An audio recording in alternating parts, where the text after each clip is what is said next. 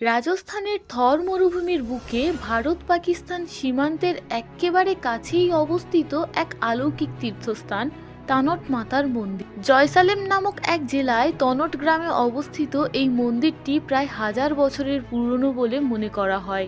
এখানে পূজিত হন দেবী তানট, যাকে হিঙ্গল রাজ মাতার এক রূপ হিসেবে ধরা হয়।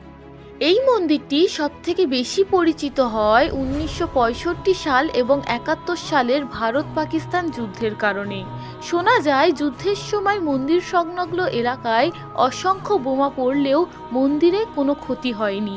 এমনকি বহু বোমা বিস্ফোরিতই হয়নি, যা ভক্তদের বিশ্বাসে দেবীর অলৌকিক শক্তির প্রমাণ।